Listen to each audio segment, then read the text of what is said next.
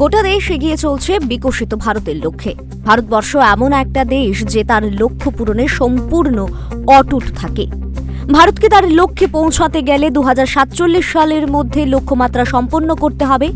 তবেই এক দেশ এক জাতির স্বপ্ন পূরণ হবে। দেশের যুবশক্তি কোনো না কোনো সফলতার দিকে ধাবিত হচ্ছে। তাদেরকে সফলতার লক্ষ্যে পৌঁছাতে সর্বশক্তি নিয়ে ঝাঁপিয়ে পড়তে হবে। एक शिक्षक के तौर पर आप ये सोचें कि ऐसा क्या करेंगे कि विकसित भारत के लक्ष्य में देश की मदद हो। एक विश्वविद्यालय के तौर पर आप ये सोचें कि ऐसा क्या करें कि भारत तेजी से विकसित बने। आप जिस क्षेत्र में है वहां ऐसा क्या हो, किस तरह हो कि भारत विकसित बनने के अपने मार्ग में तेजी से आगे बढ़े।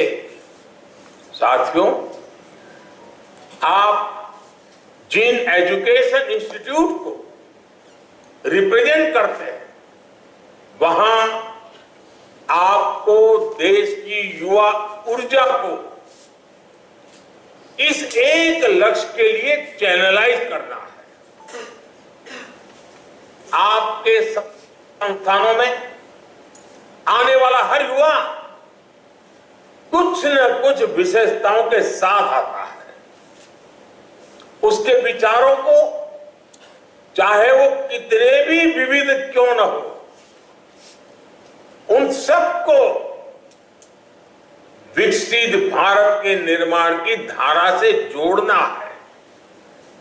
मैं चाहूंगा कि आप सभी विकसित भारत @2047 के विजन में कंट्रीब्यूट करने के लिए अब दायरे से बाहर जाकर भी सोचें, आउट ऑफ बॉक्स सोचें।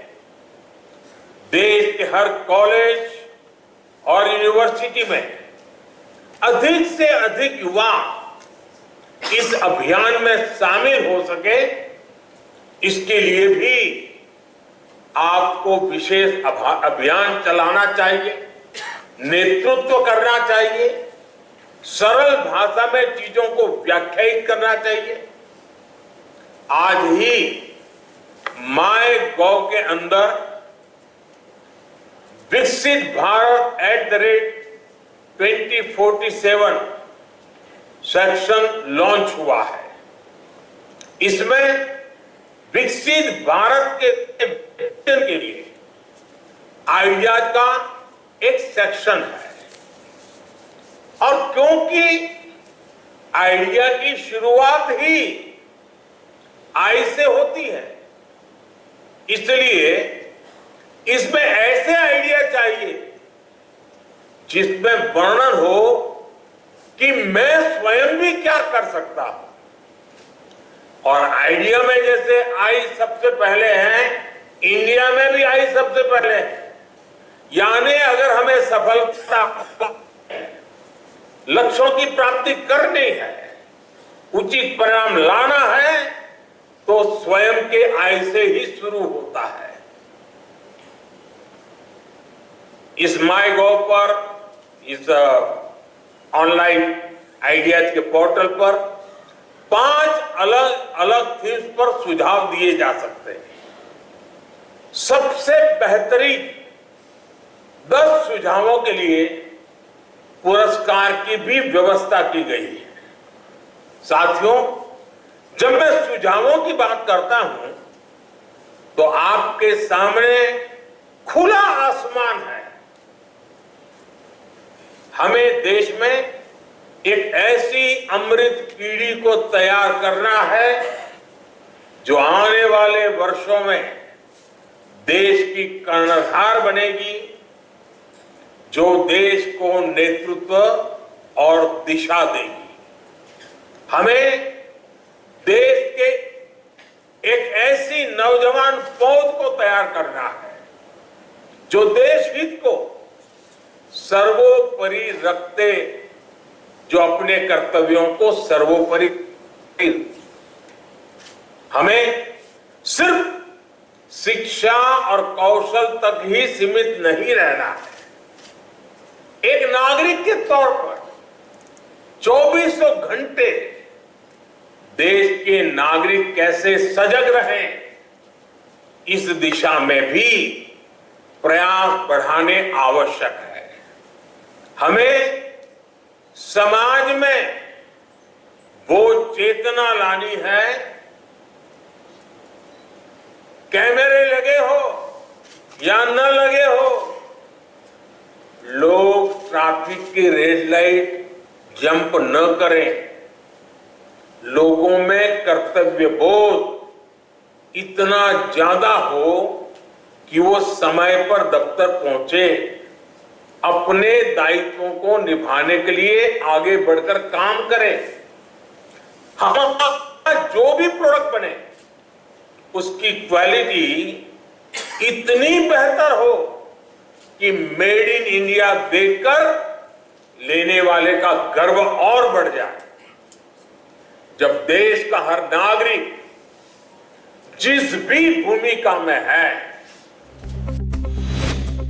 প্রধানমন্ত্রী বলেন, শিক্ষণ সংস্থাগুলোর ভূমিকা ব্যক্তি নির্মাণের ওপর হতে হবে, অপরদিকে ব্যক্তি নির্মাণের ভূমিকা রাষ্ট্র নির্মাণের দিকে এগোতে হবে।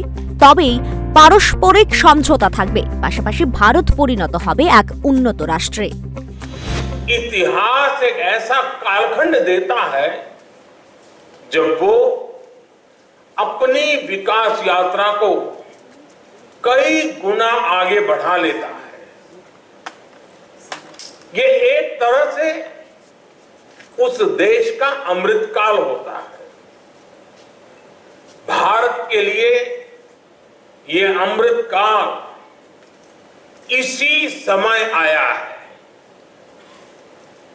ये भारत के इतिहास का वो कालखंड है जब देश एक क्वांटम जंप लगाने जा रहा है।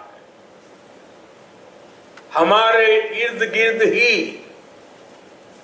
ऐसे अनेक देशों के उदाहरण हैं जिन्होंने एक तय समय में ऐसा ही क्वांटम जंप लेकर खुद को विकसित बना लिया।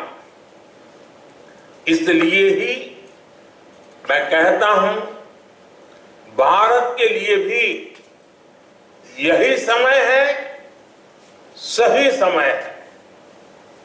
हमें इस अमृत काल के पल पल का लाभ उठाना है। हमें एक भी पल गंवाना नहीं है।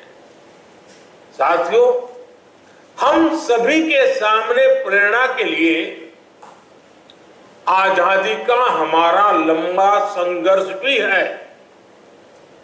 जब हम एक ध्येय के साथ, एक जोश, एक जज्बे के साथ आजादी को अंतिम लक्ष्य मानकर मैदान में उतरे, तब हमें सफलता मिली। इस दौरान सत्याग्रह हो, क्रांति का रास्ता हो, स्वदेशी को लेकर जागरूकता हो, सामाजिक और शैक्षिक सुधार की चेतना हो, ये सारी धाराएं एक साथ मिलकर आजादी के आंदोलन की ताकत बन गई थी। इसी कालखंड में काशी हिंदू विश्वविद्यालय, लखनऊ विश्वविद्यालय, Vishwa Bharati, Gujarat Vidyapith, Nagpur university, Annamalai university, Andhra university, university of Kerala, ऐसे अनेक संस्थानों ने देश की चेतना को सशक्त किया। यही वो कालखंड था। এদিনের অনুষ্ঠানে বক্তব্য রাখতে গিয়ে রাজ্যপাল ইন্দ্রসেনা নল্লু বলেন, যে কোনো দেশের স্বতন্ত্র রক্ষায় সে দেশের নিরাপত্তাকে কঠোর হতে হবে, তবেই সে দেশও জাতির নিরাপত্তা অটুট থাকবে। Security in number of ways. Stealing these ideas, stealing the information, stealing the statistics. Geological Survey of India, it was in just like army like that. Because no country wants their internal resources. Where are the mines, which mines we are having, and what is the volume. They don't want to tell others, but still people are stealing. So we have to see that security means security in all level. প্রসঙ্গত এদিন প্রধানমন্ত্রী video কনফারেন্সের মাধ্যমে ভারতবর্ষের সমস্ত বিশ্ববিদ্যালয়ের আচার্য ও উপাচার্যদের উদ্দেশ্যে তার বক্তব্য পেশ করেন। রাজভবনে ত্রিপুরা বিশ্ববিদ্যালয়ের আচার্য রাজ্যপাল ইন্দ্রসেনা রেড্ডি নাল্লু প্রধানমন্ত্রীর ভাষণ ভিডিও কনফারেন্সিং এর মাধ্যমে শোনেন। Bureau report, Times 24। আপনি কি শিরদাঁড়া কিংবা কোমর ব্যথায় ভুগছেন? না, আর দেরি না করে এখনই চলে আসুন Asthimaya the spine and orthopaedic super speciality ক্লিনিকে।